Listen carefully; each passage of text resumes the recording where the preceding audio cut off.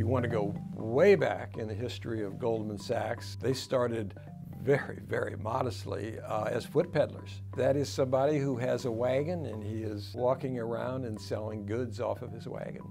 They built their business on what is called commercial paper, which is nothing more than an IOU, a short-term IOU that's used by people in seasonal business like retailers. They were willing to take on retailers as investment banking clients. The big firms like JP Morgan and like Kuhn Loeb at the time, they would turn their nose up at doing business with Sears or doing business with Kresge or doing business with Macy's. Those firms thought that the investment banking should be limited, if not to railroads, then really major industrial corporations. On the other hand, Goldman Sachs was willing to take that business. And of course that sector of the economy grew rapidly over the years, and they grew with it, and then they just branched out into all these other financial services for institutions, for corporate clients.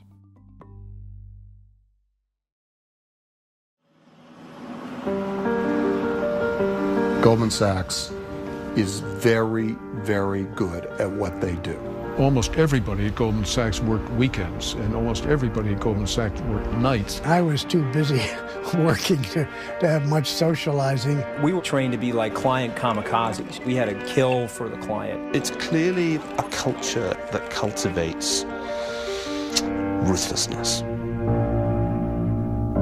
Remember, for Goldman to be winners, there had to be losers.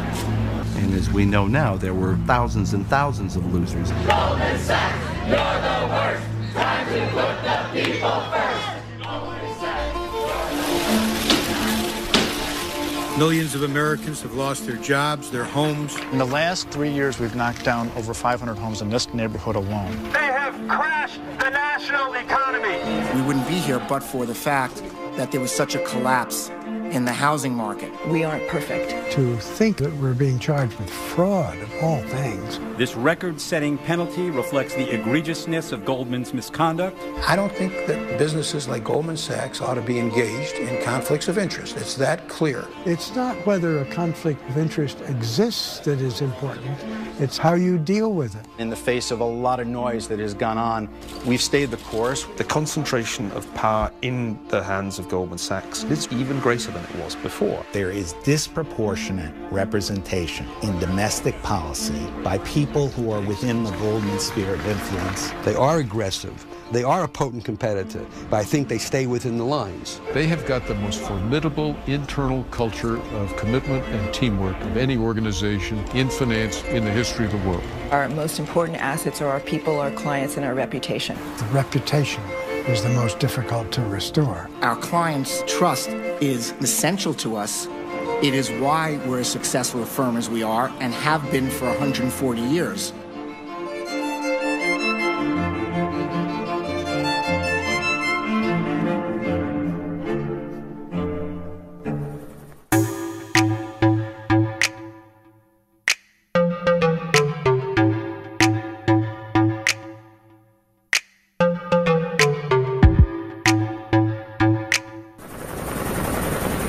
Near the tip of Lower Manhattan, a stone's throw from the Hudson River, stands a 43-story tower of glass and steel.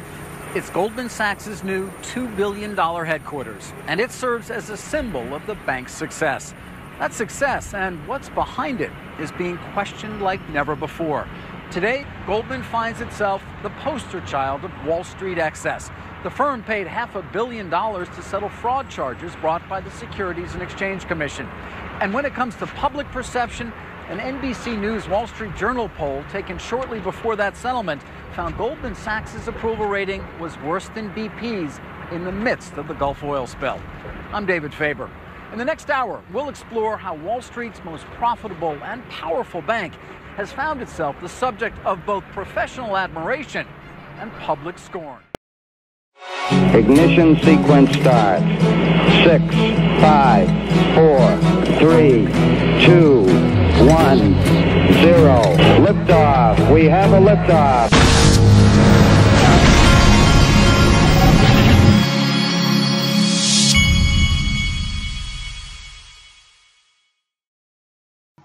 Hey everybody, this is the Digital Asset Investor. I wanted today to talk to you about Goldman Sachs.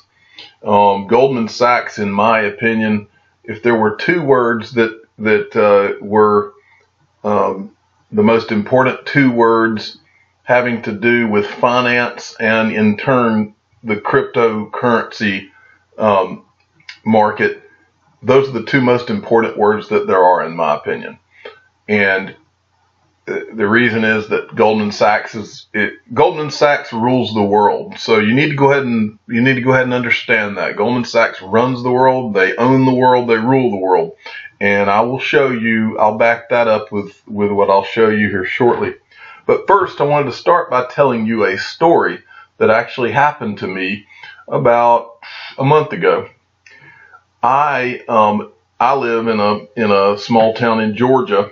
But I bank with one of the top two largest banks in the world, but there is in my town a local bank who has the majority of the market share in my town. Well, I was the branch of the large bank that I bank with only has one branch in this town. I was asking the branch manager the other day, I said, why do you only have one branch? I said, why, you guys could own this entire market.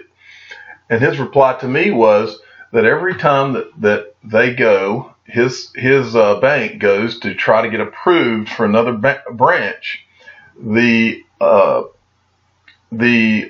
city council in our town is controlled by the local bank that owns this town.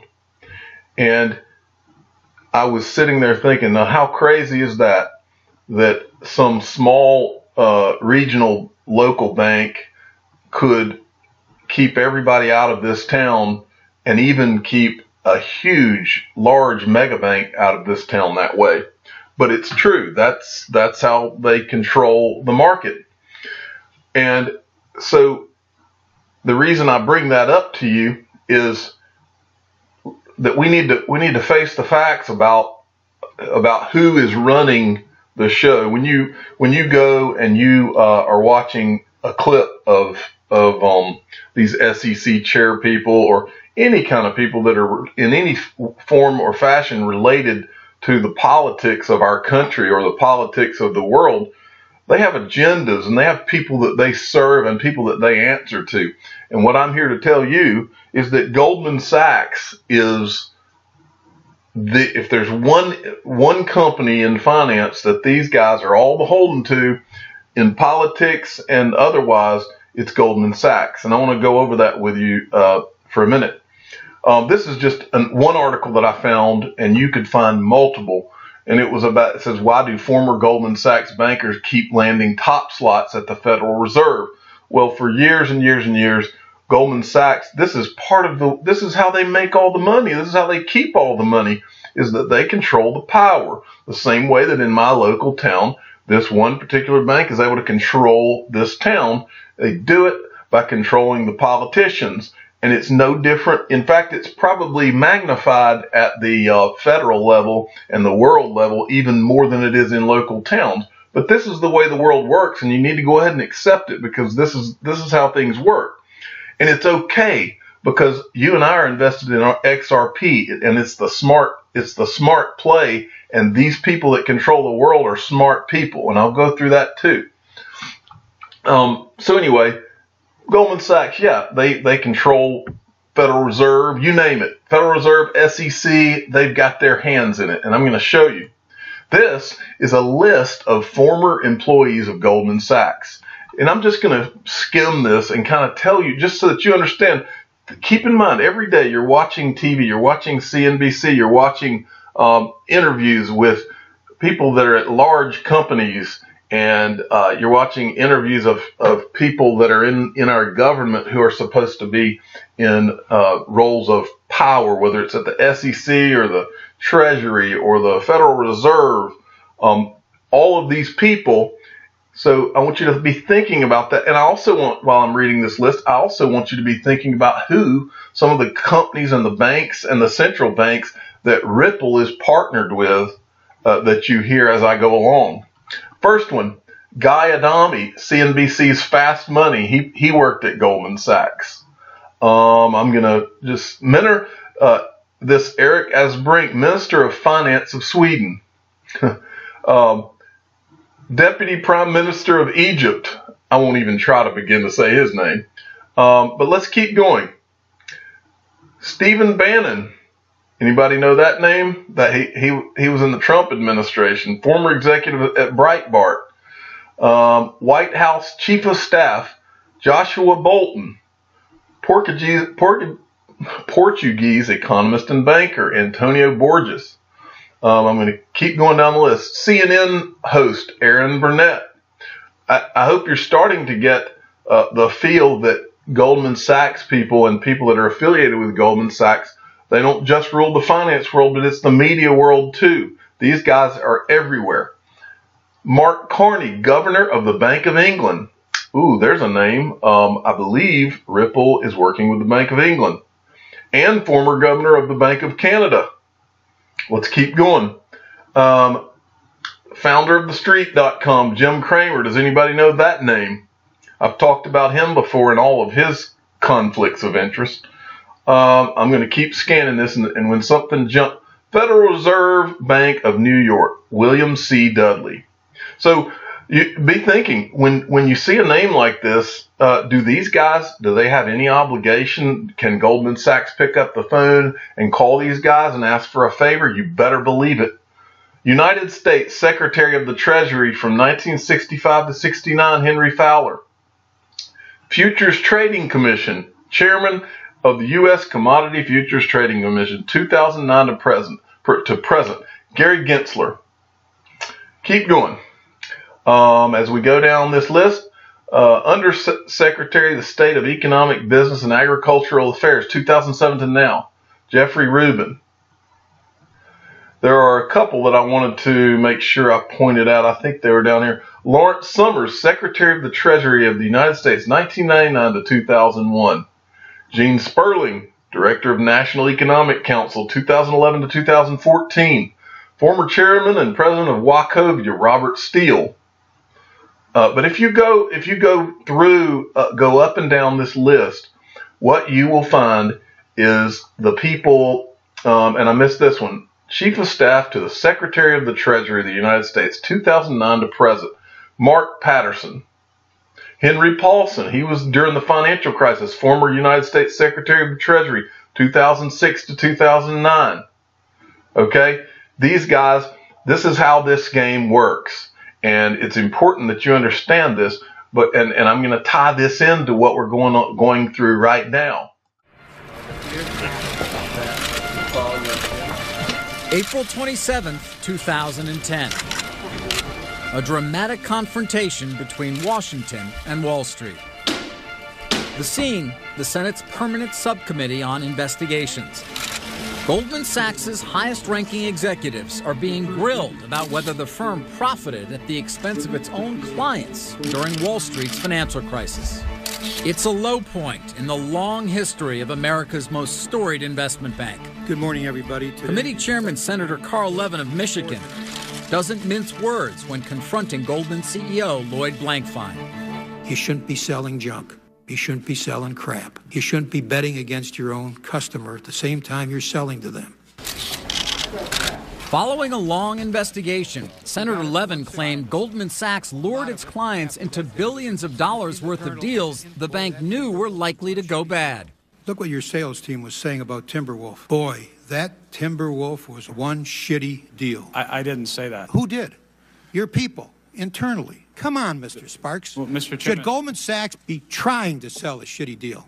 You use the word shitty a lot of times on national television. I'm telling you, that was quoting Goldman. They were describing something internally to themselves as crap and selling it to customers. They didn't seem to be troubled by it. They said to us, you guys sitting up there don't understand the way Wall Street works.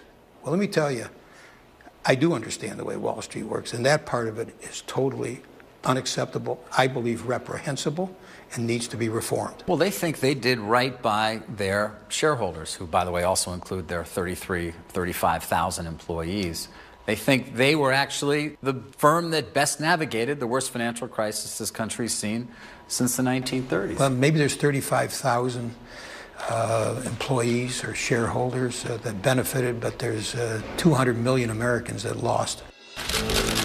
In the hearing, CEO Blankfein defended his bank's treatment of clients when it sold them securities in the housing market. You are betting against the very security that you're selling to them. You don't disclose that. I don't think our clients care, or they should care. That you are betting against the security you're selling to them? And you don't think that's relevant to a client? The people who were coming to us for risk in the housing market wanted to have a security that gave them exposure to the housing market, and that's what they got. The unfortunate thing is that the housing market went south very quickly, and so people lost money in it. After every major financial crisis, it's the winners who really get the heat, not the people who've wiped out. Professor Neil Ferguson is a financial historian at Harvard. He's written extensively about the role Wall Street's banks played in the financial crisis. Do you believe that Goldman Sachs and other investment banks know they're operating within the law, but outside the boundaries of what an average person would consider to be ethical? We mustn't fall into the trap of saying in the wake of a financial crisis, this has happened because the bankers are bad people. They've actually knowingly behaved badly. It's not really been the consequence of moral depravity. It's been the consequence of excessive complexity, of herd behavior, and not just by a few bankers, but by a whole electronic horde of investors, including, frankly, us. Nonetheless, for many, the hearing crystallized a lingering suspicion that Wall Street's leading firm somehow gamed the system to ensure it would emerge from the financial meltdown relatively unscathed. In 2009, less than a year after it received a $10 billion bailout from the government, Goldman made $13 billion in profits, cementing its standing atop Wall Street. The firm's history and unique corporate culture help explain both its success and the reasons why it's come under such widespread criticism. Goldman's rise in power and prestige begins not with its founding in 1869 by Marcus Goldman, but with, of all people, a high school dropout from Brooklyn. Let's look at Jay Clayton. Jay Clayton as SEC chair akin to a fox guarding the henhouse. Let's look down here. Former, Goldman Sachs go-to lawyer Walter J. Clayton, former chairman of the Securities and Exchange Commission. For the chairman of, in other words, they just put him in. But he was the go-to lawyer for Goldman Sachs. All right. Now, let's get to what we're dealing with here currently. And that is things such as exchange traded funds trying to get approval by the SEC. Okay. Now, sorry if you are, if you're wanting to believe that your SEC or your Federal Reserve and all of these different parts of your government are somehow just making decisions based on what the best decision for the time is. That's not how this game works. These guys are making decisions based on who's in the club and who's not in the club. And these guys are on the outside of the club as compared to the Goldman Sachs and the guys. What you need to understand is this is the second time that these Winklevoss brothers have been rejected. I'm not saying that one day they won't be approved. They will be. But it won't be until the stamp of approval or the phone call is made from the Goldman Sachs level people, because they will make sure that they have got their ETFs in place or have their money in place before any of this ever happens. And so, in my opinion, even if Goldman Sachs and some of these larger companies, maybe JP Morgan would be considered in that club too, even if behind the scenes they're creating their own investment vehicles for cryptos behind the scenes or through other companies, they will be in on this. One way or another, they'll be in on this. And I'm going to show you another way they're going to be in on it. But I wanted to go over this part right here. This was from one of my favorite Twitter guys, @BankXRP. SEC Securities Exchange Commission Chair Jay Clayton testified at a House Financial Services June 21st, 2018.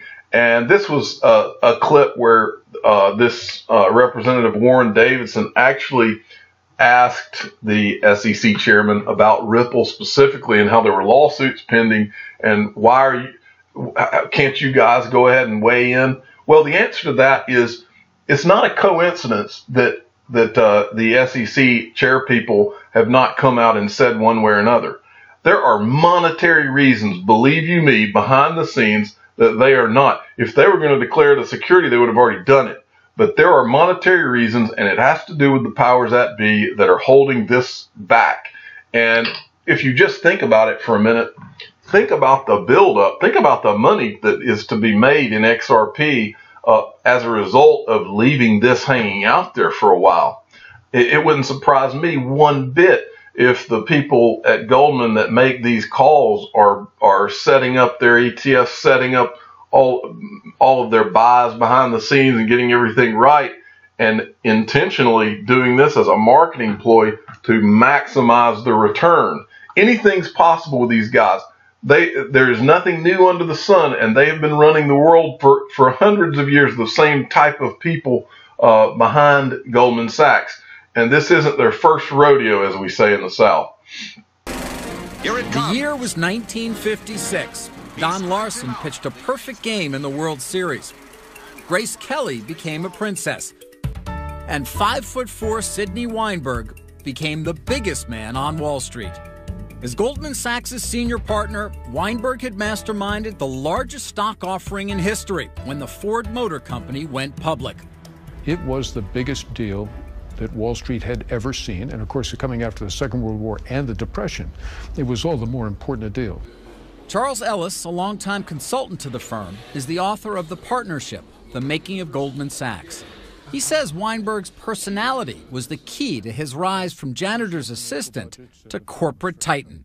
So how does a guy with, a 7th grade education have the acumen that at the end of the day, I think he served on more boards of directors than probably anybody in the history of corporate finance? He had a tremendous capacity for connectivity with other people. It was impossible to not like being with Sidney Weinberg. Long before anyone had heard of networking, Weinberg was practicing it. Even the executive-in-chief called on him for advice. Well, you're very kind to call me, Mr. President. I'm at your disposal any time. I want you to give me some suggestions and ideas and come in and try to help me, because no one man can do this by himself. I will give you everything I got. But within Goldman Sachs, there was some concern about its savior. Former Chairman John Whitehead was once Sidney Weinberg's assistant. He was getting older, and I recognized that nearly 100% of the business that Goldman Sachs did was his business, where he had the contacts with the company. And what would happen to Goldman Sachs after that? Whitehead, not even a partner at the time, proposed the unheard of, a unit that would actually go out and solicit new business. Calling on companies was not something that was done in investment banking circles. The companies came to see your firm. The new idea was a success. Goldman added scores of clients and established a new industry standard. Sidney was able to retire graciously, and we didn't lose a single one of his clients. Now, did he ever come to you and say, you know what, Whitehead, that was a good idea? Never did. Never did. When Weinberg died in 1969, he was succeeded as senior partner by Gus Levy, who gained a reputation as the hardest working man on Wall Street. He soon had all of Goldman Sachs working just as hard. I retired because I really wanted to manage money. And hedge fund pioneer Leon Cooperman started his career at Goldman working for Levy. Yes, the guy was a shaker, maker, a doer. Gus Levy was in there 7 o'clock in the morning with 2 secretaries working with him around the clock. His life was the business. But business wasn't everything. Levy helped build a tradition of charity that continues to this day, pushing Goldman employees toward philanthropic work. His philosophy became the firm's. Gus Levy always said he wants to be long-term and greedy, not short-term greedy. Do the right thing by a client, and everything will work out. And I think that was the culture of the firm. I wanted to show you this to kind of make that point as well. If you remember a little while back, this is from May 15th of this year, a little while back, Goldman Sachs backed Circle. Okay, Circle is the crypto company that is backed by Goldman Sachs. They announced that they were going to introduce a crypto version of the US dollar. Well, let me ask you this question. If going back to the ETF, ask yourself this. If Goldman Sachs is backing a crypto version of the US dollar, do you think that Goldman Sachs might also want that crypto to be included in ETFs that are created? Could it be that this particular crypto, when it comes out, they want it to be included in some of the first ETF ever created? Maybe they want that to be done. But you can be assured that they want it to be done. Now, I want to tell you another little story about back in December. Let's rewind to December when the market was going crazy in XRP. XRP had shot up to like $3.50. I think it peaked around early January. Well, I was talking to my brother who lives in Little Rock, Arkansas. And my brother told me that he was talking, this was right in the middle of all of the hype. He was talking to a friend of his who was a financial advisor in Little Rock, Arkansas. And he told me that his friend was literally shocked when he found out that my brother even knew what Ripple XRP was.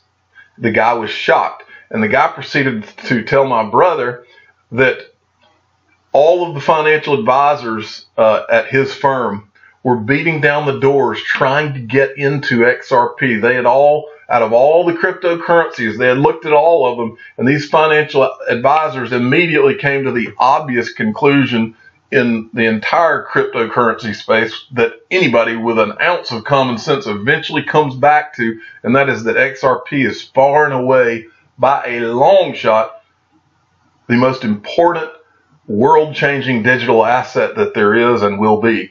And so all of these guys were trying to get in, and they couldn't get in because if you remember, there were all kinds of log jams to getting into the digital assets at the time. Well, guess what? This pullback has allowed a lot of financial advisors and major wealthy people and Goldman Sachs type people. Guess what? The pullback has allowed these people to do and is allowing these people to do. It's allowing them to get in. It's almost by design. They're able to get in now because December, I've said it before, December scared them. December was the moment that they realized this crypto thing is not just for nerds behind their computers. This is for real, and it's time for us to take it serious. That was what December represented. And I've asked many people that I know, I've been asked many times by these people, friends of mine, who know that I've been into this for a long time. Why did you not sell any of yours in December? And I tell them all the same thing. Because I know what I own and I know the stage of the game that we're in. And like I told you yesterday, I think we're in the first inning of a 9-inning baseball game. I don't even know if we're out of the first half of the inning. But I tell you that story that I just told you about financial advisors to show you the next thing. I've looked around. I've always been looking around trying to find, because I knew that Goldman Sachs had to be in XRP, but I've never really seen it mentioned anywhere.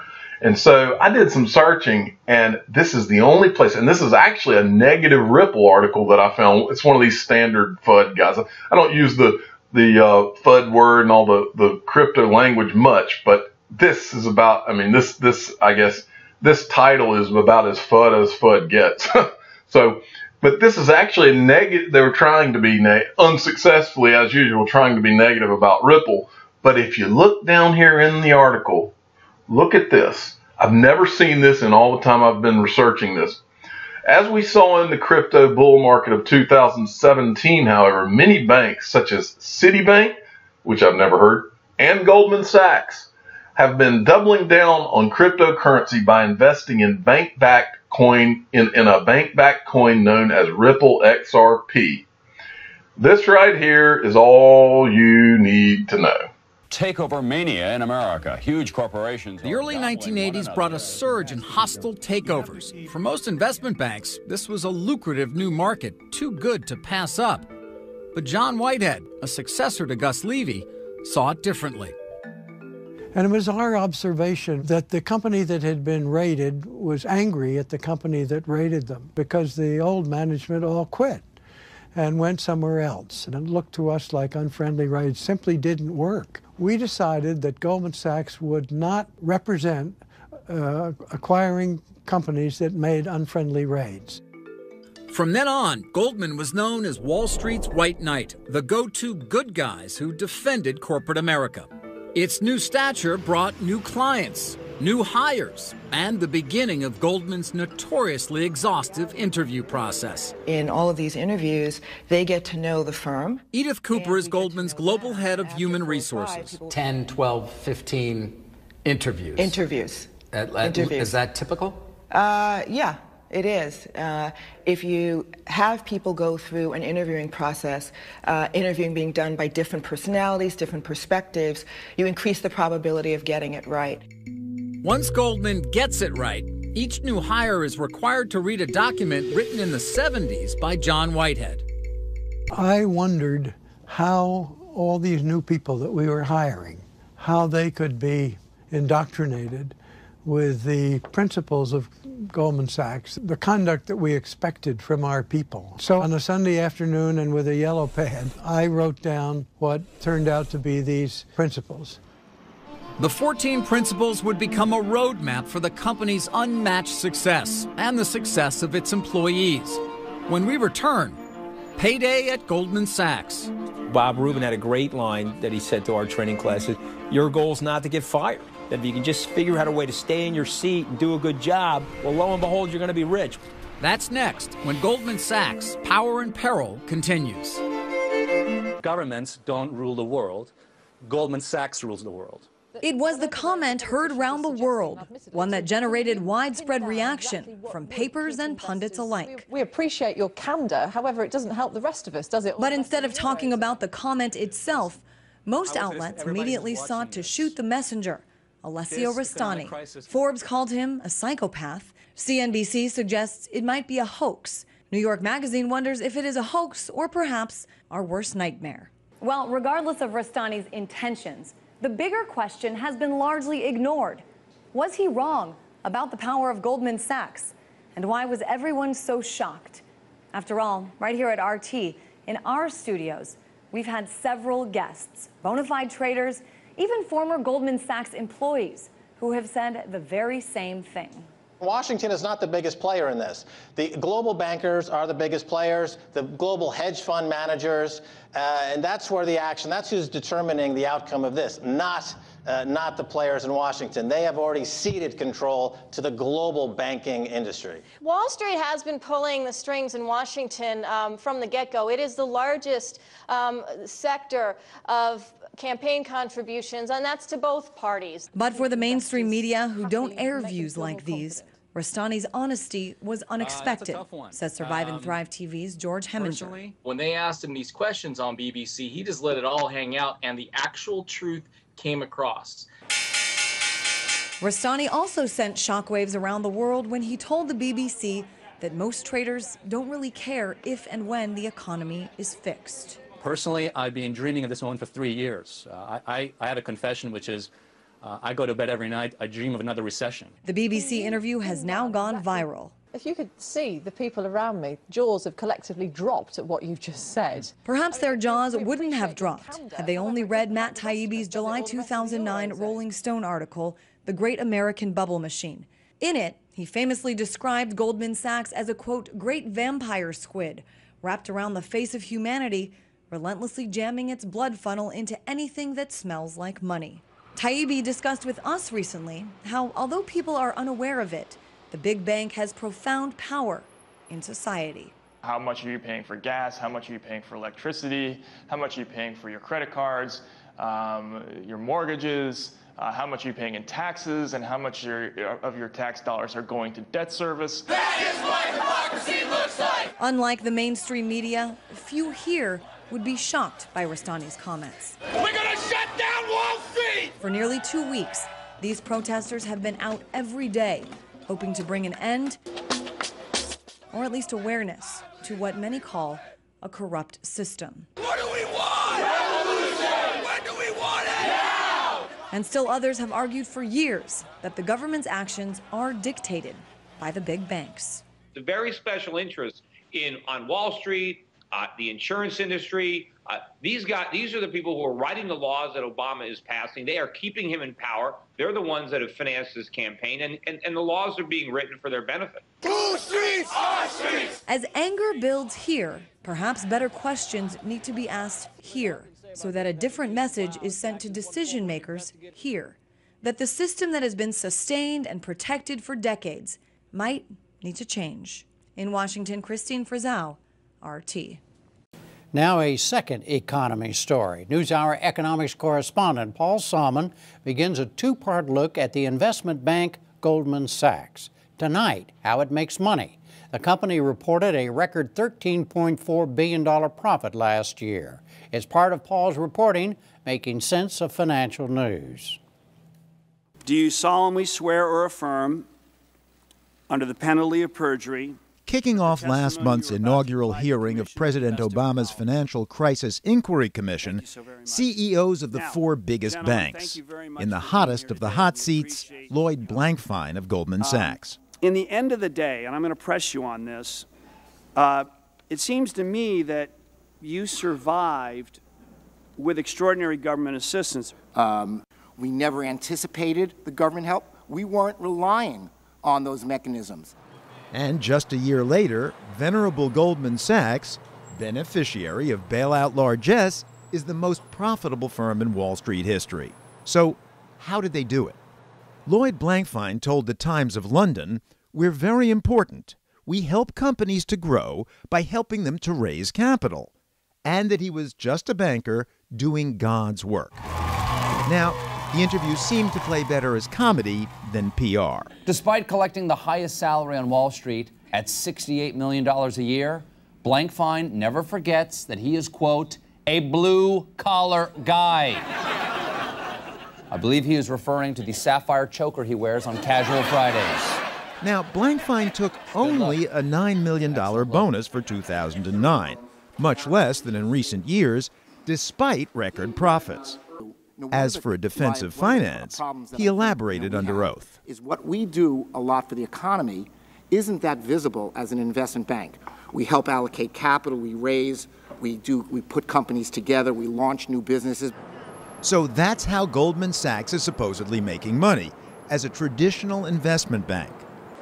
Well, not according to Nomi Prince, a former Goldman Sachs trading strategist, now a senior fellow at Demos, a progressive think tank.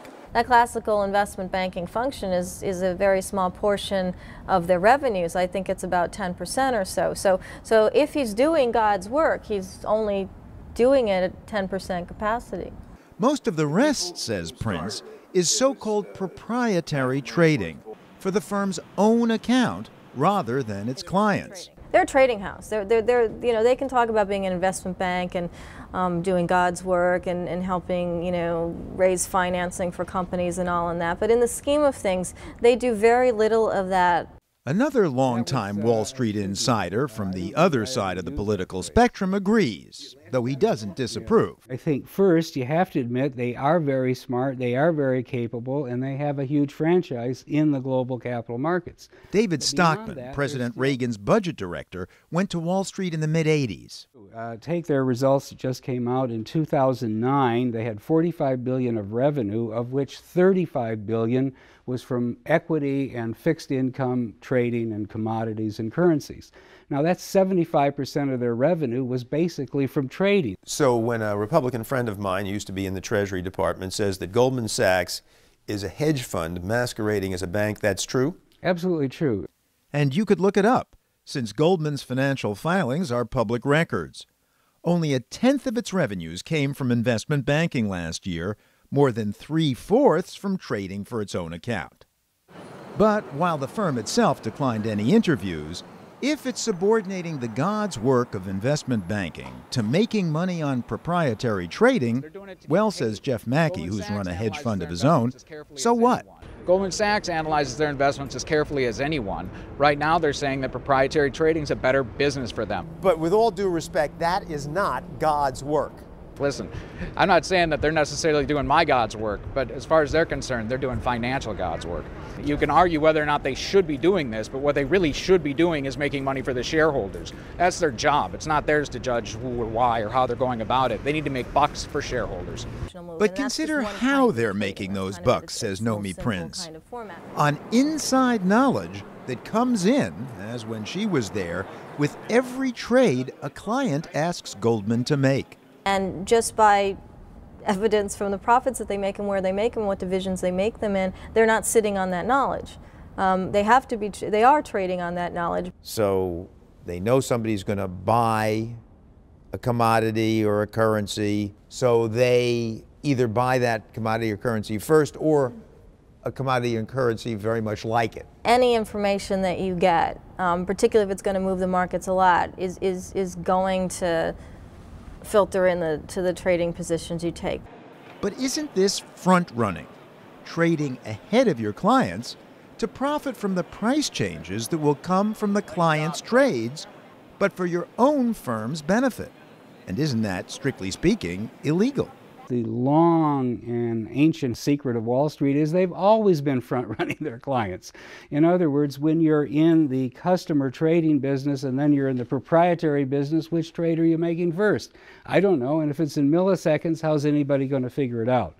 So I don't know if you ought to get all exercised on that or not, but the fact they make all this money in proprietary trading is clearly part and parcel of being a massive player, dealer in the markets for both customer trades and house trades.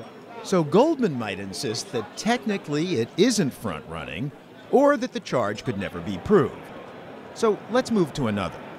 How about the extravagantly profitable bets for its own account that Goldman Sachs, as some call it, placed with insurer AIG, against the very products, mortgage-backed securities, that the firm was trading to customers?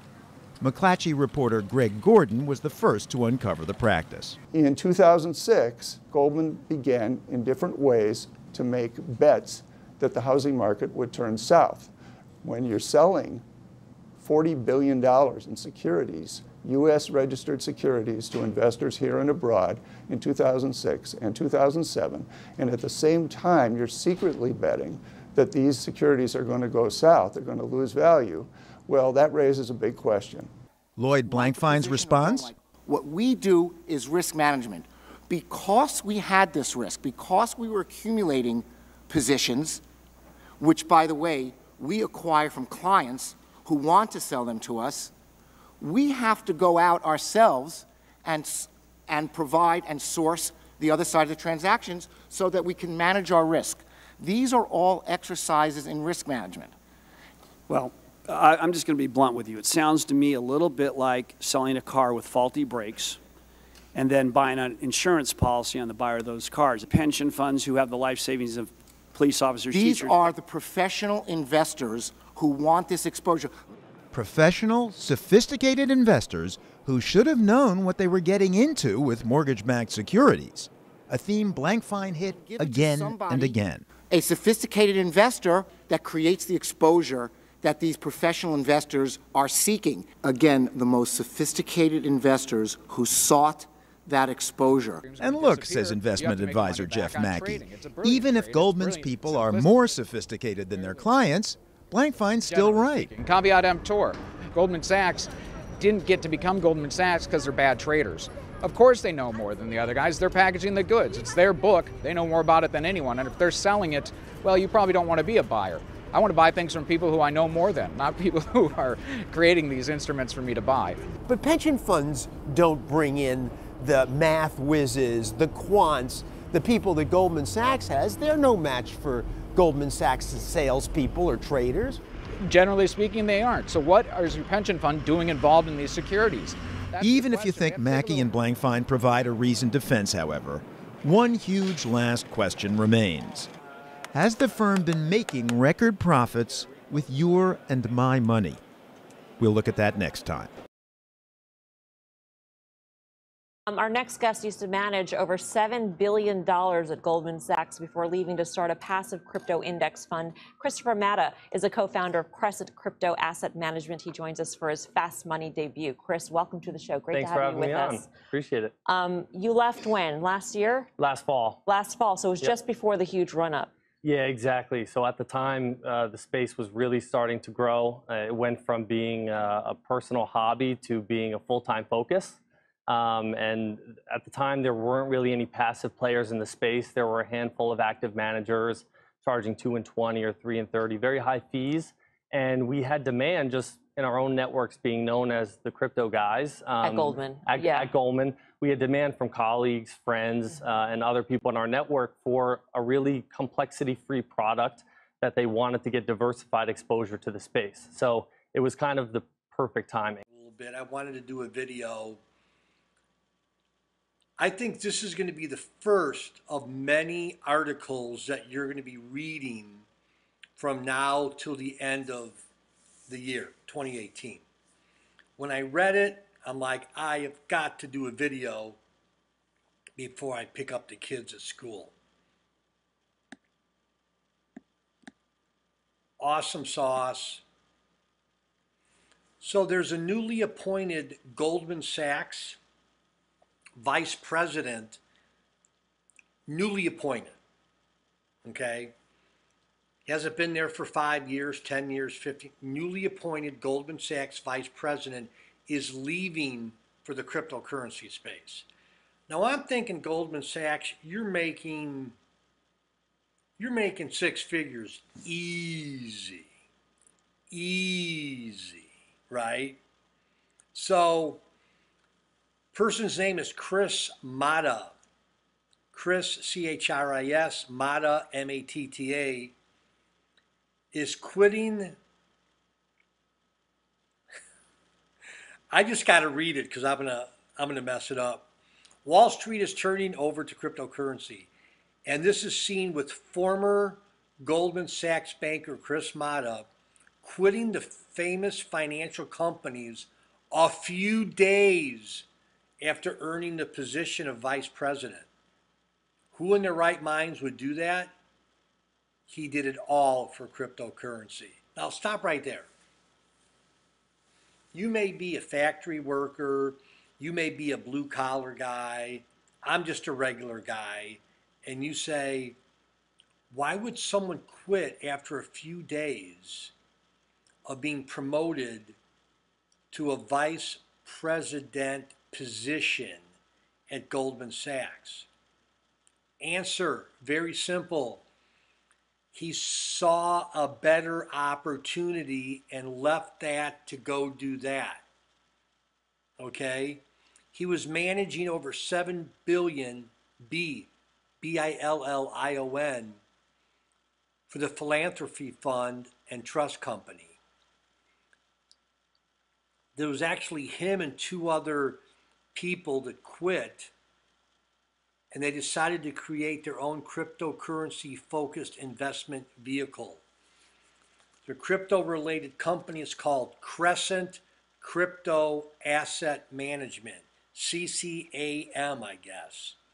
So he thinks cryptos is a better bet than being a vice president and all its perks at Goldman Sachs. I'm going to put a link to this article below, but I guarantee you, you're going to have well-connected people in the banking industry leaving their jobs, whether they've been in that position a day, a month, a year, and flocking into the crypto space. Let me know what you think, and let me know if Chris did a good idea. I think he did. See you later. Bye-bye. Is there diversified exposure to this space since so many of them are correlated? Yeah, so there's various levels of correlation between these coins, but holding a basket of 20 versus just holding Bitcoin, you're going to get better absolute and risk-adjusted returns because of that diversification benefit that you get. So even though each coin may be incremental, it's still better than holding just something like Bitcoin. Your drawdowns will be less volatility with holding a diversified basket. How important was the SEC and what they decided today when it comes to Ether, when it comes to utility tokens, to what you do? And when you take a look at the 10% pop in Ether or the 6% pop in Bitcoin on the news, do you think, I would think that the cryptos would be up even more based on that? Yeah, I think people generally had a sense of what the feeling was with Ethereum. I think there was some still murkiness around that. So I think we've been in kind of this regulatory uncertainty for 6 months now, and this is just one piece of a broader picture, right? There's still the custodian question. There's still questions around exchange-traded products, which really need to be answered before more institutions feel more comfortable and can get into the space in an easier way. And exchange-traded products are something that we're really focused on as a big catalyst in the space over the next year or two. Hey, Chris, so you have this basket of 20 currencies. How do you decide what to put in that basket? Is it simply just market cap weighted? Yeah. And do you see that changing over time? Yeah, we wanted to create something that was future-proof. So there is a market cap weight, but it's a 90-day average to really smooth the volatility. You see some of these coins explode in value and jump into the top 20. They really need to sustain that value to prove themselves, I guess, as a real, true investment. So it needs to meet that threshold to stay in the portfolio. We also have controls around liquidity measures. It has to meet certain thresholds and be available on multiple exchanges that are available here in the United States. And actually, custody is a big piece for us. We won't hold a coin that you can't hold in cold storage. So, funds, we want to make sure that people are able to store these in the safest way. As you constantly hear about these exchange hacks, we don't want our clients or the index to really be taking that risk. So you started your fund in the fall, and you saw the huge run-up, and times are great. Everybody wanted in, and then you saw the big decline. Have you seen people want out? And how has that been managing investors? I mean, everybody wanted to start a crypto fund, and now it's like, who wants to start a crypto fund? Yeah, absolutely. There's definitely been, thankfully, we do a lot of education up front, I think is a big piece. We explain to people this is a really long-term investment. We're looking at a 2 to 5 year plus time horizon. And I don't think the bull thesis has changed at all. You saw a lot of volatility, but there was a bit of a mania at the end of last year, and now the regulators have started to step in.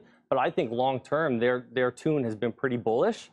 So our clients thankfully understand that. We told them when they were coming in, this could be down 50% tomorrow. It could be up 300% next week. You have to hold this for a longer term. And people that understand that, allocate appropriately in their overall portfolio to this asset class, understand that and will ultimately do well.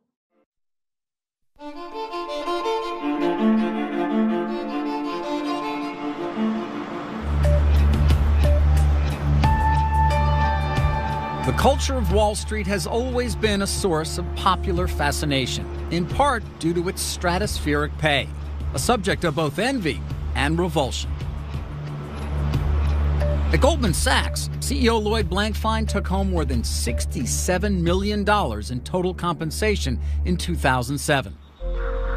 In 2009, a year after receiving a $10 billion taxpayer bailout, Goldman paid out a staggering $16 billion to its workforce, almost $500,000 on average for each of its 32,000 employees.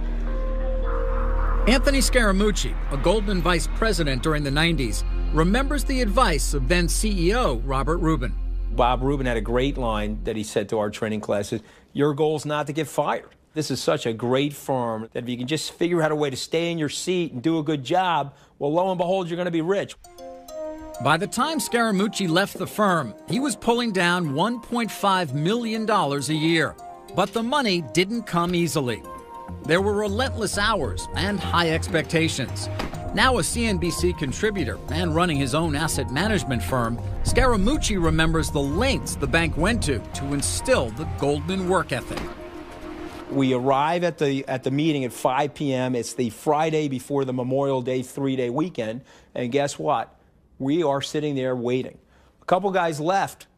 Okay, when the guy showed up at 10 o'clock, 5 hours late, he passed around an attendance sheet. And he said, the lesson today is about waiting for people that are more important than you.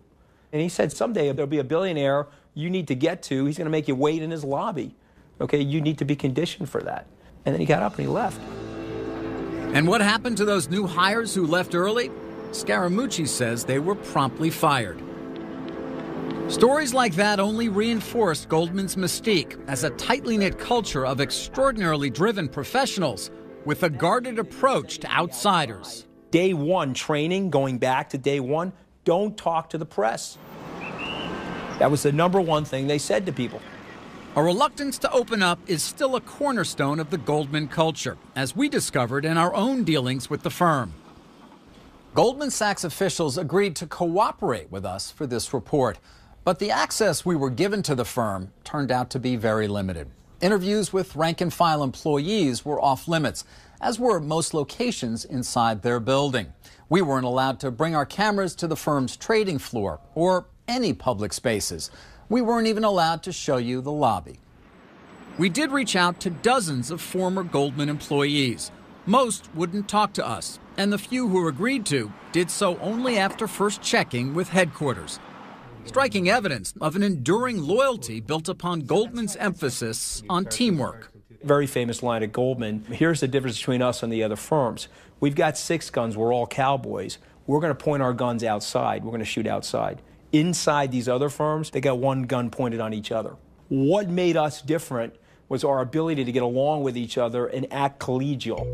That collegiality stems from a time when Goldman was a tightly knit group of partners whose money and efforts were pooled for their common profit. By the late 1990s, every other major investment bank had chosen to raise billions through a public offering of stock. In 1999, to stay in the game, Goldman followed suit. A big debut expected tomorrow for the Goldman Sachs initial public offering. It was a time of extraordinary change for the bank and its culture. Like the rest of Wall Street, Goldman was also moving away from classic investment banking, financing mergers and advising clients, towards trading, both for clients and for itself, in everything from oil to subprime mortgages. Financial historian Neil Ferguson says that increasing appetite for trading had profound implications. The big shift has really been from advising corporations and handling their financing to running what increasingly resembled giant hedge funds. You don't really have clients anymore. You just have people that you trade with. Never mind the relationships. They need us, we need them. It's business. So we'll get into that here in a second. Fernando will explain all of that. So here's what I want to go to now. Okay. The question that I had for you the other day was, why are you calling this the Great Crypto Conspiracy? Okay. And when you explained it to me, it's really, people should go to jail, but it's not illegal. No. And this is really horrible. And it's why we all feel so freaked out. But they are feasting on our savings. And it's an enormous robbery, quite honestly, I think. It's a huge transfer of wealth that's happening right now. The last time I saw something like this was back during 1994 to 1995. In the early to mid-90s, individuals were making just enormous amounts of money buying companies like Dell, AOL, Microsoft, Netscape, and some of these smaller internet stocks.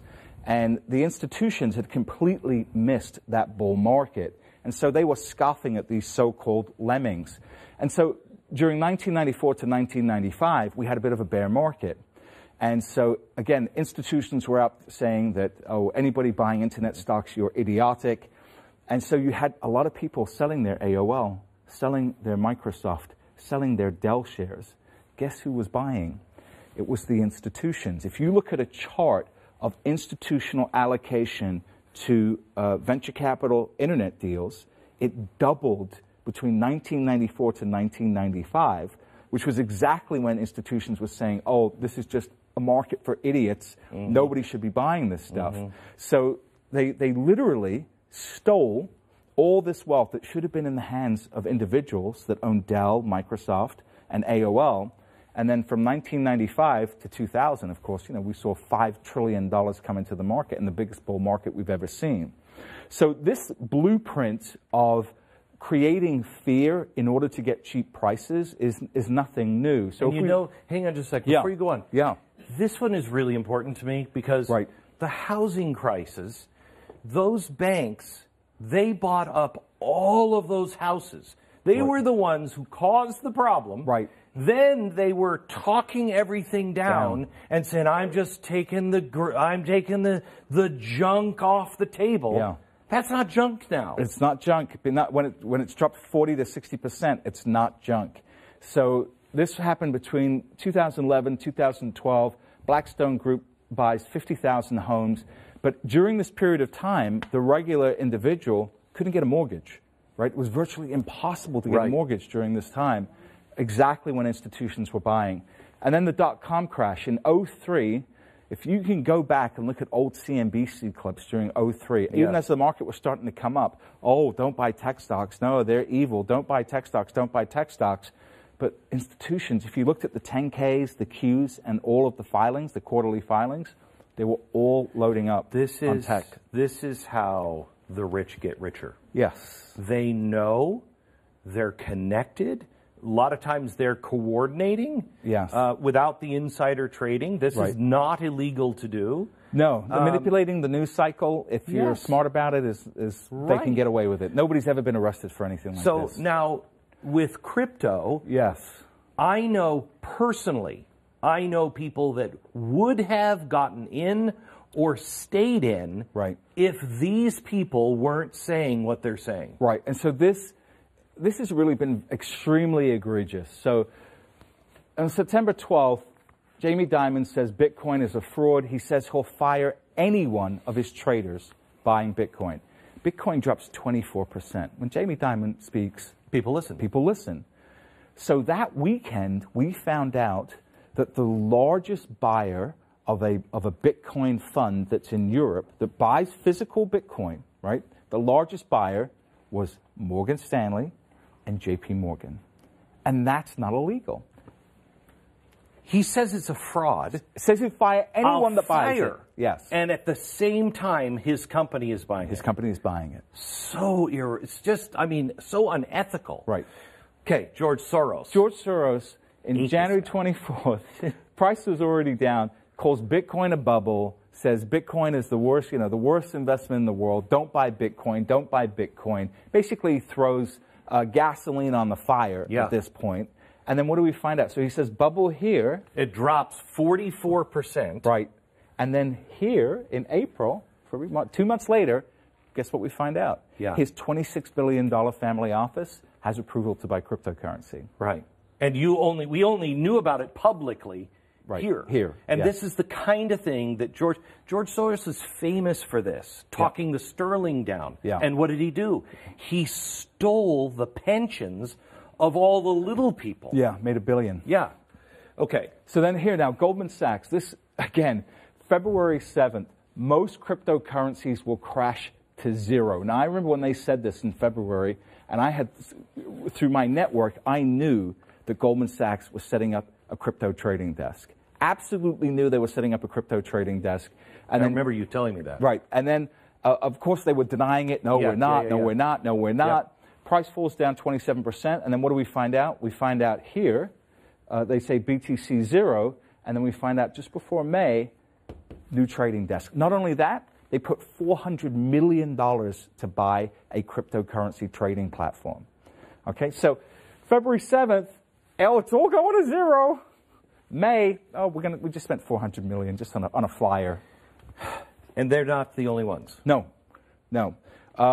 So you have a lot of institutions that are coming. You had Christine Lagarde from the IMF come out. And this was, what's funny about this, Glenn, is it was all around the same time. It was almost like I can't prove collusion, but, it walks like a duck, it quacks like a duck. And you know what? It's probably a duck. The people, they all hang out together, they all think alike. It doesn't have to be calling each other. Yeah. They know this game. Yes. So IMF, Christine Lagarde says in the first part of the year, says all central banks should band together against cryptocurrency. Right. Have you ever heard her say all banks should band together against illegal arms? No. Or illegal drugs? No. Or human trafficking? No. But this nascent asset class, we must all join arms against. What this did was play into people's heads that these guys are never going to let Bitcoin survive. Right. And so people thought, They this is start over. selling, yeah. So let me show you, can we show a chart of the 5 crashes? This is from, I think... Last year, right? Last year, Yeah. okay? Do we have that chart of the 5 crashes of Bitcoin? Right. It was 30%. Right. I think 4 of them were 30% and 1 was 40%. And this is, here it is. Explain this chart. Those are Amazon crashes. Here's Okay, so these are Amazon. Do you have Bitcoin? Yeah, we need the Bitcoin chart. We are All right, so good. they'll come up later. Okay. Yeah. So what I want to talk about now is one of the key lessons I learned from being involved in the market so long is rather than listening to what people are saying, look at what they are doing. Correct. So this is what we should look at, and this is what I want people to focus on now. Billionaire hedge fund manager Stephen Cohen, who's worth between $12 to $14 billion, by far the smartest hedge fund manager in the world, I would say of the last century, is buying Bitcoin. $6,800, buying Bitcoin. Mark Lazary, Avenue Capital Group, worth about $1.7 billion, has put 1% of his net worth into Bitcoin at around this price, $7,500. Andreessen Horowitz. Mark Andreessen. That's right, Mark Andreessen. An early investor in Airbnb, Skype, Facebook, just launched a Coinbase just launched a $300 million fund. Wellington Capital, they have $1 trillion in assets, are starting to get involved in Bitcoin futures. Susquehanna, the 12th largest trading firm by volume, they now have their own Bitcoin custody department, their own trading department, and they're trading Bitcoin and Ethereum. Goldman Sachs, this new CEO, David Solomon, the most pro-Bitcoin / cryptocurrency guy on Wall Street. The most pro Goldman Sachs. Goldman Sachs. He's the new CEO. He's coming into power shortly. BlackRock, this announcement just came out, the world's biggest asset manager. Now, last year, Larry Fink says, oh, you know what cryptocurrency and Bitcoin's good for? Money laundering and drug dealers. Right? So again, if you look at what he's saying, you're going to sell your Bitcoin, right? You're going to say, oh, this is all BS. But guess what is happening now? They're going to launch an ETF. They're looking at an exchange-traded fund that will allow anybody with a brokerage firm to make it as easy as hitting a buy button to go out and buy Bitcoin. So you've got to look at this preponderance of evidence, right? All these people are already wealthy. All these people care about their reputation. If Bitcoin is such a trashy asset, why are all these people getting involved? This is it's really interesting because this is kind of like, in a much more positive way on this side than what these people are doing. It's kind of like with Donald Trump. You don't listen to what he says because he'll say some stuff that's like, what? Watch what he does. Because what he's doing is making sense. If you're a conservative, it's making sense. And it's moving orderly. But what he says sometimes is almost misdirection. It is Goldman's aggressive trading culture that has recently come under close scrutiny amid accusations of conflicts of interest, claims that it chose one client over another. In 2010, the bank got into deep trouble over an exotic deal with an exotic name, Abacus. Goldman marketed the Abacus deal without telling investors that the securities they were buying were chosen in part by a client who believed those securities would fail. When they did crumble, that client, hedge fund manager John Paulson, netted $1 billion. Robert Kuzami runs enforcement for the Securities and Exchange Commission. The investors were not told that somebody with an opposite economic interest was involved in selecting the portfolio. The SEC charged Goldman with fraud for not revealing Paulson's role. At the time, Goldman called the charges completely unfounded, and CEO Lloyd Blankfein vowed to fight. Do you continue to maintain, as you did vociferously when the charges first were made, that you did nothing wrong, that Goldman Sachs had done nothing wrong? Yes, we maintain our belief that on the facts and on the law, we think we were right and acted appropriately. But in the end, while it didn't admit to committing fraud, it did say it had made a mistake and paid an historic penalty, $550 million. The largest penalty assessed against a Wall Street firm or an investment bank in the history of the Securities and Exchange Commission. The Abacus deal is one example of apparent conflicts of interest within the bank. Conflicts Goldman readily concedes. Listen to this conference call between Blankfein and the firm's clients in the spring of 2010. We shouldn't shy away from the fact that there are conflicts in this business and the potential for conflicts. It's not the conflicts, it's how you manage the conflicts that shows your quality and your character. I think we have been pretty good at it, although there are cases where maybe our judgment is a little bit off, but that's certainly our motivation. When both traditional investment banking and trading take place in the same firm, a bank can not only pick one client over another. According to Neil Ferguson, it can also use its own money to bet against its clients. I don't think once you put everything together under one roof, you can avoid there being major conflicts of interest. There is a massive risk of simply trading against the clients. It would seem to me the modern-day investment bank is fraught with conflicts of interest throughout its operations. There are conflicts everywhere. My understanding is that the ethos at Goldman Sachs, the watchword is to embrace these conflicts of interest, to love them. In the end, if conflicts of interest are the friend of the investment banker, you have to wonder who's on the losing side of that particular trade. But Steve Scher, who heads the firm's financing group, defends Goldman's embattled culture. He says the firm holds true to its core principles. The client is still number one.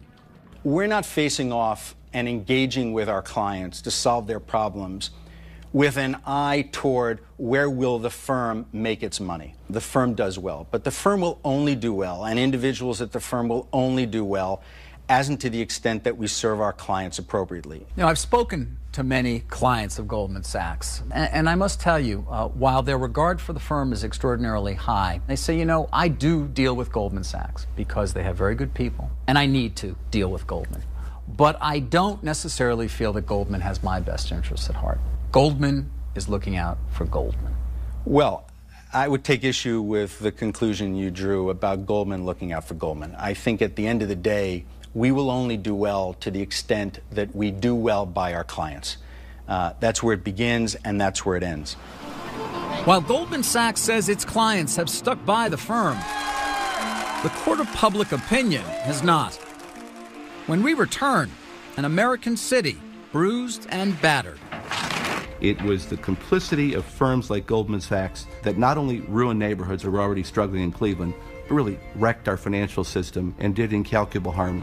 That's next, when Goldman Sachs' Power and Peril continues.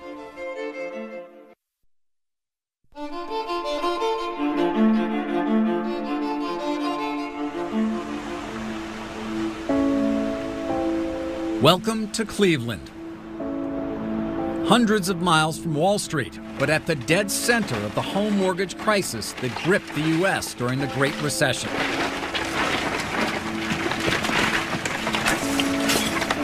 What you see is a mortgage that's gone bad, a house that got abandoned, and all that's left is the wrecking ball.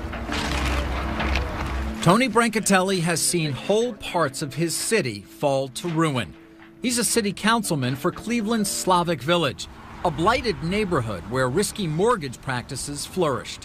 When I say the name Goldman Sachs to you, it scares the hell out of me. These investment groups have created this. These houses got traded like commodities, like gas and oranges. Councilman Brancatelli believes Goldman Sachs and other Wall Street banks are guilty of fueling reckless lending here.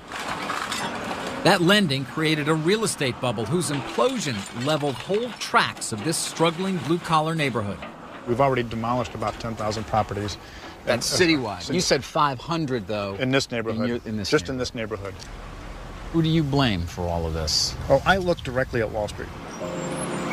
When it came to Wall Street, Goldman Sachs was neither the biggest nor the smallest in providing money to lenders, much of which went to subprime borrowers. Councilman, I think Goldman Sachs would say a few things in their defense. We were providing money to the mortgage lenders here on the ground so that people could afford to buy homes. That's an argument that a drug dealer uses when he goes to jail. I was only providing what people were asking for. They were peddling a bad drug, and it was called bad mortgages. And they continued to peddle those bad mortgages. They continued to provide that drug for people who could not afford to pay those mortgages. This is what we're left with. We went with Brancatelli to an abandoned house that has a direct connection to Goldman Sachs. Goldman bought the mortgage on this home and others around the country from lenders who made the loans. Like other banks, Goldman pooled thousands of these mortgages and sold shares in that pool. The result? An investment called a mortgage-backed security that offered its buyers a steady stream of cash that flowed from homeowners' monthly mortgage payments. The market for mortgage-backed securities exploded. But then the value of homes stopped rising, and borrowers who couldn't refinance or sell their way out of mortgages they couldn't afford were faced with foreclosure. These were $20,000 to $30,000 houses, which briefly became $100,000 houses, and now we're $6,000 houses. No, less than that. I mean, the average sale price in this neighborhood is around $5,000. Make no mistake about it, this crisis has put this city and this region and this country in many respects flat on its back. County Treasurer Jim Rakakis says there are plenty of people to blame, including homeowners who took on mortgages they couldn't afford. But he says it's Wall Street that bears the largest responsibility for Cleveland's plight. None of this could have happened until people the size and the power and the strength of Goldman really entered the fray. But Goldman Sachs would say we were not the biggest offender, if we even were an offender. We ultimately were doing what Wall Street's supposed to be doing. We allocated capital where we thought it would be used well. We packaged up the securities. We sold those securities. We continued that capital being able to flow into these communities. What's the problem? They may argue they weren't the worst, but they were certainly very much part of this problem. They knew these companies were putting bad product out on the street. They were too smart not to know that. But the profits were also too large to ignore. We wanted to ask Goldman CEO Lloyd Blankfein about that charge and other claims made against the firm, but we didn't have the chance. When the time came for a long-promised sit-down interview with him for this documentary, Goldman Sachs reneged. In a written response, Goldman officials told us they did not fuel reckless mortgage lending, insisting we did extensive due diligence on the loans we bought. We did not purchase loans where we knew the borrowers were unable or unlikely to pay. Regardless, the housing bubble kept growing. But just in case it burst, Goldman was prepared. It protected itself by betting against the very mortgage-backed securities that it created and sold to investors in the first place. Goldman had protected itself with an exotic Wall Street invention similar to an insurance policy that enabled it to bet that people here in Cleveland and elsewhere wouldn't pay their mortgages back. It was a complex financial creation with a name only a banker could love: a synthetic collateralized debt obligation, or synthetic CDO. If the value of the mortgages held up, Goldman, like any holder of an insurance policy, would continue to make a steady stream of relatively small payments. But if the mortgage market did collapse, Goldman stood to reap a huge reward. There's something wrong with the system that allows a firm to package and sell mortgages to their investors that they know are iffy and collecting fees on the front end for packaging these mortgages and then betting against it on the other end. That is wrong, and they did it. One of those synthetic CDOs that Goldman offered was a deal called Hudson Mezzanine that got the attention of Senator Carl Levin. The $2 billion Hudson synthetic CDO, a Goldman salesperson described it as junk, not to the buyer, of course, but inside. The CDO imploded within 2 years. Your clients lost. Goldman profited. Here's how Goldman used its Hudson deal to bet against the mortgages it had sold as investments just months earlier. It started with homes like this at 785 Wayside Road in Cleveland. In 2006, Goldman bought the mortgage on this house, pooled it with others, and created a mortgage-backed security that it offered to customers. This empty lot on Wayside is where that home once stood. It turns out Goldman made 2 deals that included the mortgage for this home in the same year, the mortgage-backed security and the Hudson synthetic CDO. In the first, Goldman offered an investment to customers who expected the mortgages would be paid back. In Hudson, Goldman was wagering its own money that the mortgages would not be paid back. That raises the question, was the bank selling investments it assumed would go bad? Goldman insists it was not. Quote, "We did not choose securities with the belief they would lose value. If investors did not like the underlying securities, they could have chosen not to invest." Craig Broderick heads risk management for Goldman Sachs. The larger takeaway for so many people seems to be that Goldman Sachs knew better than anybody else and gamed the system and knew that the mortgage market was about to collapse and therefore did something that no other firm did. It might enhance my profile as a risk manager if I were able to sit here and say we had great insight into how the market was going to move. Goldman officials say the bank lost money investing in residential mortgages. Further proof, they say, that they didn't expect the housing market to collapse. We merely knew that the market appeared to have more risk inherent in it than we had understood previously, and therefore the appropriate action was to reduce risk. To reduce its risk, Goldman turned to those Wall Street concoctions, synthetic CDOs. The reason they're called synthetic is because no mortgages are actually bought or sold. A synthetic CDO is simply a wager, a bet on whether mortgages will be paid back. That means Goldman and other banks could create bets on the same mortgages again and again. Along the way, the bad debt just kept multiplying. I want a clear path out the door, please. Clear the door. Whether Goldman gamed the system or not, the widespread belief that it did has led many to question its integrity. Head of Human Resources Edith Cooper defends the bank as committed to its core principles. We're very focused on not only the letter of the law, but the spirit of that. We pay attention to honesty. Somebody listening to this conversation who's unaffiliated and doesn't know much about Goldman Sachs except what they read in the newspaper would be like, what is this lady talking about? This is Goldman Sachs. They are not honest. They are not doing the right thing. They're betting against the American dream. I feel very strongly about the purpose that Goldman Sachs serves and the principal nature of what we do. I also feel very strongly that we aren't perfect. We need to communicate more directly about what we do. We know that we are an organization that's based on all of the things that are key to our business principles: honesty, integrity, entrepreneurialism, because if we weren't, we would not have support from our clients. But we don't take any of that for granted. We recognize that we have to earn that every day, and we have a lot of work to do to continue to have that type of loyalty. Goldman may also have a lot of work to do to revive the trust of another critical constituency: government. Has the name Goldman Sachs become toxic in Washington, D.C.? It is right now. Coming up, a story of public service, money, influence, and high office when Goldman Sachs' Power and Peril continues.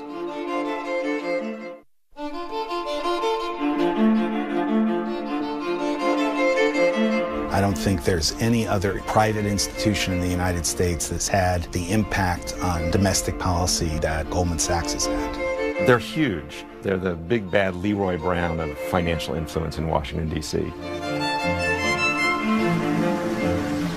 When it comes to visibility and influence, Goldman Sachs is as noticeable on Pennsylvania Avenue as it is on Wall Street. And its access to Washington power was never more apparent than on July 10, 2006, the swearing in of Goldman CEO Henry Paulson as Secretary of the Treasury. Today he's showing his character and patriotism by leaving his career to serve our country. It was a gathering of the Goldman clan as another member reached the highest levels of government service. There was Paulson's successor at Goldman, Lloyd Blankfein, former chairman and one-time Bush advisor Stephen Friedman, and White House Chief of Staff Josh Bolten, also a Goldman alum. It was a proud and happy occasion for Goldman Sachs.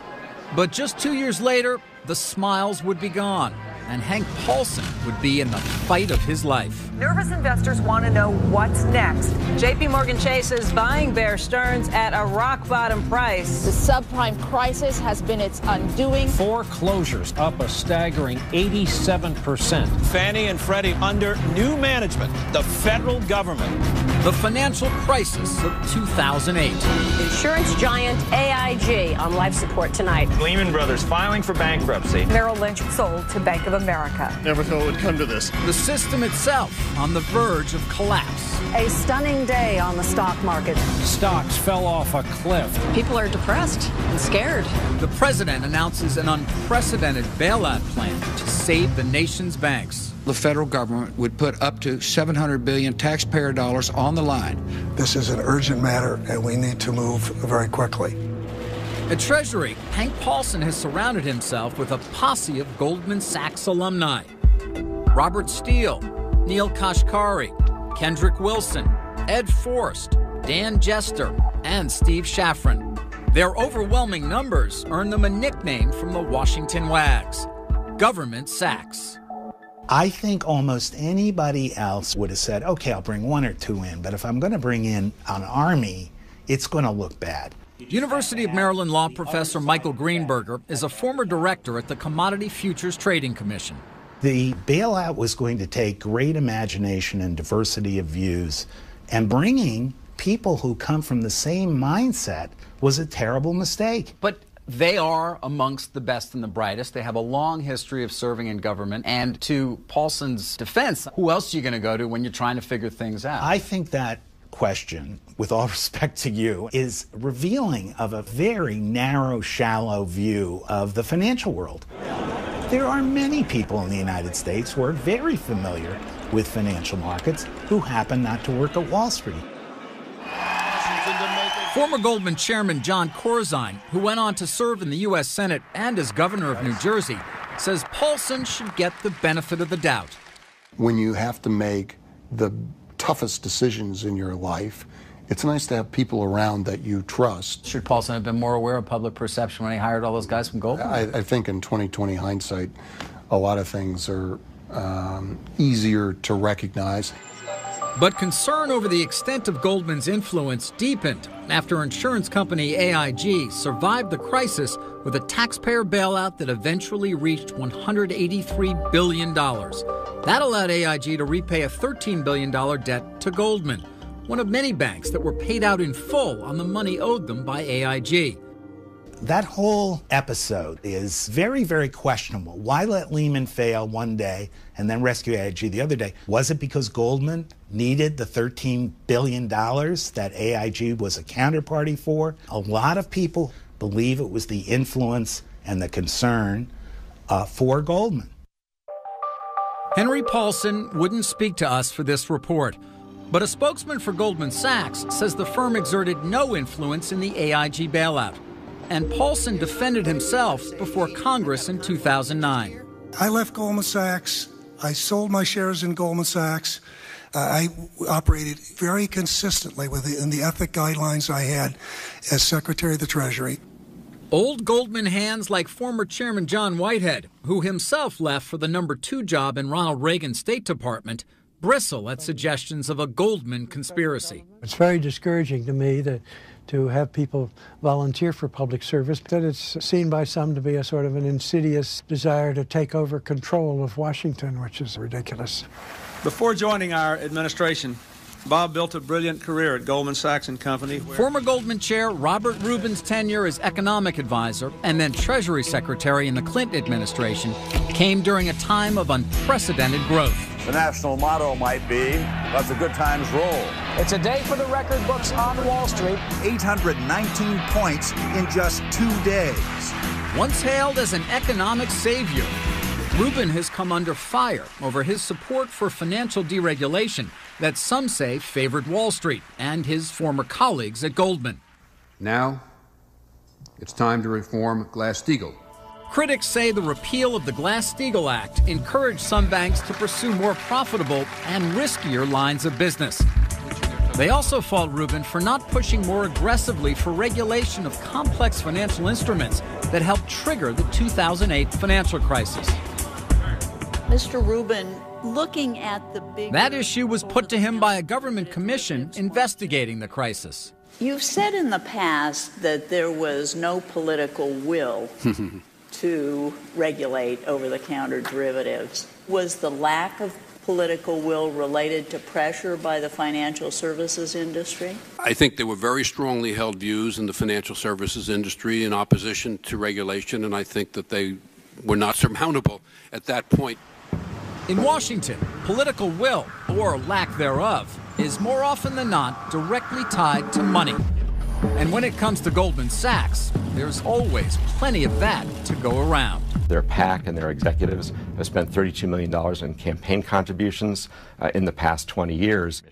Nick Neihart runs Public Campaign, a campaign finance reform group. The financial sector as a whole is the most powerful giving sector, but they're the top giver within the financial sector to candidates and incumbents in Congress. But in election year 2010, candidates were less eager to take Goldman's money. Has the name Goldman Sachs become toxic in Washington, D.C.? It is right now. Any association with Goldman Sachs was seen as such a liability that almost 24 candidates, including Arkansas Senator Blanche Lincoln, refused Goldman campaign contributions or donated them to charity. We never had a fundraiser with Goldman. We said we wouldn't raise any more money from them. We wouldn't take any more money from them. Goldman Sachs, you're the worst. Time to put the people first.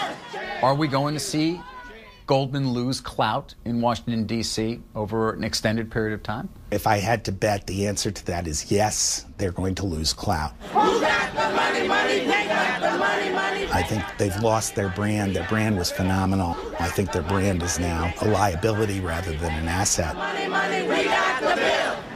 To counter months of negative publicity, Goldman went on the offensive, unveiling a national ad campaign to bolster its image. But the question remains, does it really matter what the public thinks? Goldman Sachs is about one thing, money. As the digital asset investor, today I wanted to talk to you about something I saw in the news today about, I saw an article, probably the best article I saw today was about Circle, which is the blockchain company that was started, that was funded by Goldman Sachs. And it got me to thinking about some things about Goldman Sachs that I've been meaning to talk to you about. And so I was going to go over those today. For those of you, I've told you before that I was a financial advisor at one of the top 3 brokerage firms on Wall Street. It was not Goldman Sachs, but it was pretty close to Goldman Sachs. So anyway, Goldman Sachs, for those of you that don't know, as Wall Street goes, Goldman Sachs is pretty much the king of the hill with the golden gates in front of it. Goldman Sachs, there's more money at Goldman Sachs, more assets under management than anywhere on Wall Street. Goldman Sachs pretty much runs our country, if you didn't already know that. Goldman Sachs has ties to president. I mean, anybody you can name, Federal Reserve Chairman, presidents, Secretary of the Treasury, you name it. A lot of them worked at Goldman Sachs or left Goldman Sachs to go work in those government positions, or left the government positions and went to Goldman Sachs. It's all tied in. The reason I mentioned this is because Goldman Sachs runs the monetary world and thus the political world as well. And so this year, Lloyd Blankfein has been the CEO of Goldman Sachs. He was the CEO that took them through the financial crisis in 2009 and 2010. He was the CEO. He was the one at the helm. Okay.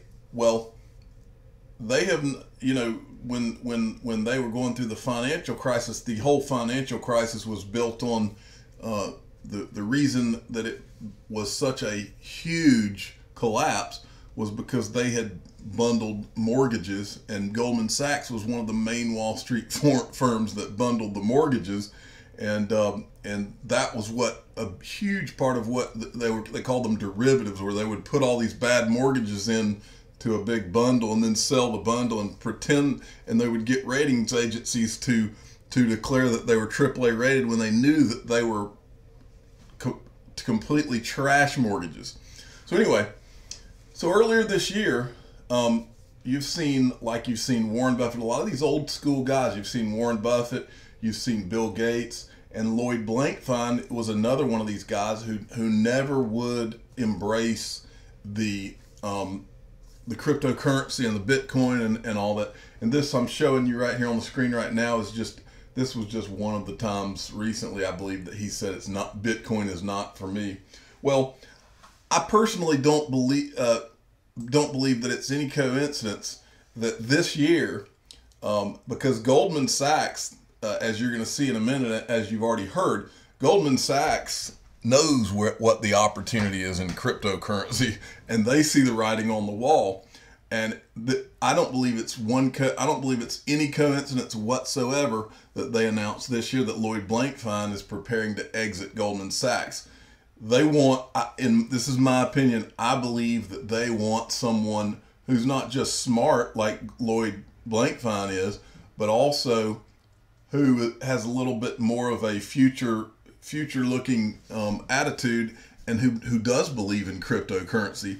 And so I noticed this. Sorry, that was my phone. I noticed this article right when he announced that he was leaving. Not the one you're looking at, but this one.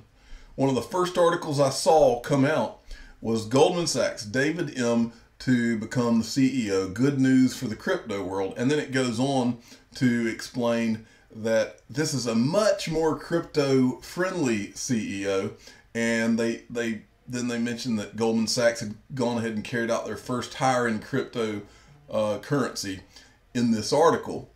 And I don't think that it's a mistake, I don't think that this is a coincidence that they all of a sudden say, oh, well, this guy's crypto friendly. Well, go figure.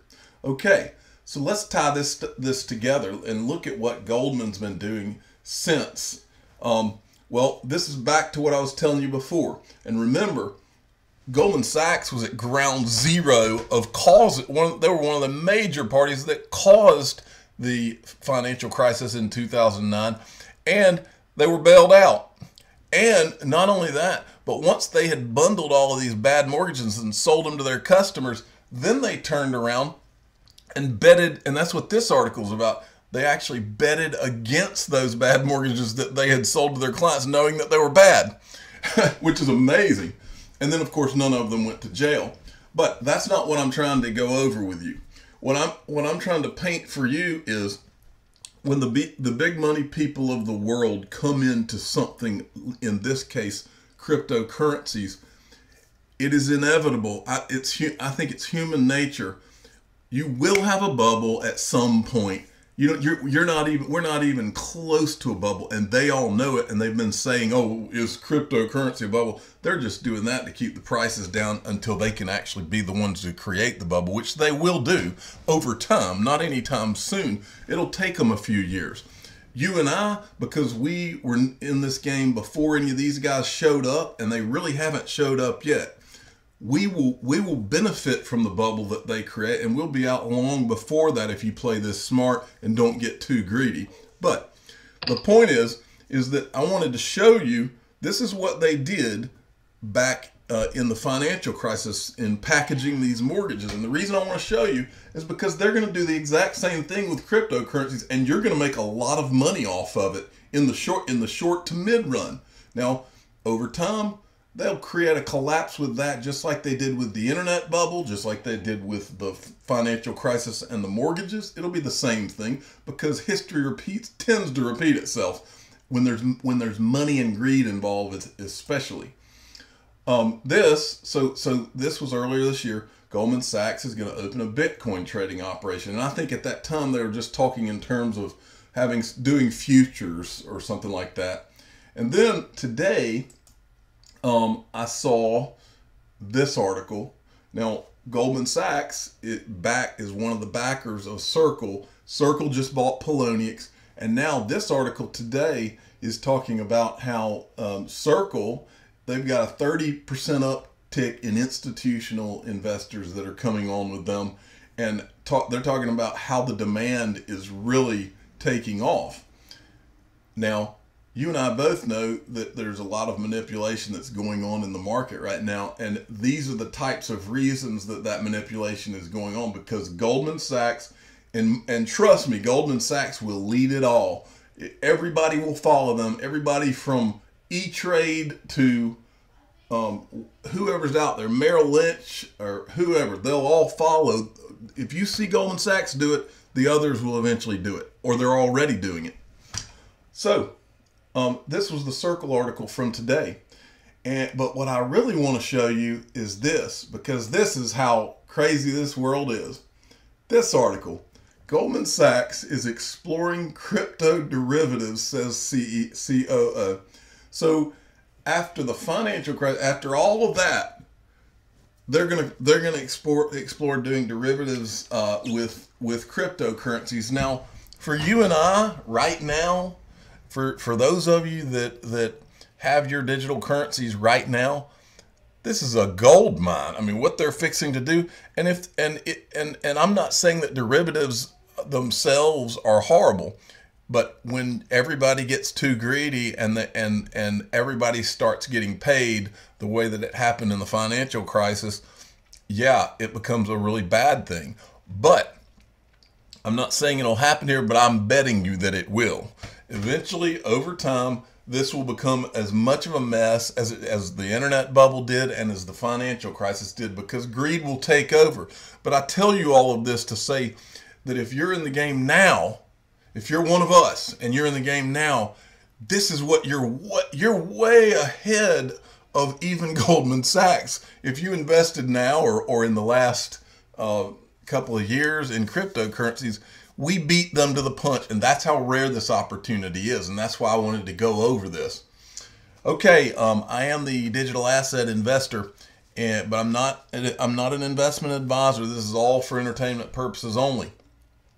I want y'all to please subscribe if you would, and tell your friends about my channel, and hit the like button as much as you can. I would really appreciate it. I hit 4,000 subscribers last night, and I hit over, I believe it was over 900 followers on Twitter as well. So you can go to my Twitter as well and follow me there. I post every time I put a video up. And also, for those of you that haven't listened to me before, and for those of you who haven't gotten it before, I've said before, I'll keep saying it till I'm blue in the face. If you want to be in the most secure place that you can for your cryptocurrencies, the Ledger Nano S is a hard wallet. It's cold off storage that you personally have, and offline storage, that is. All right, well, I appreciate it.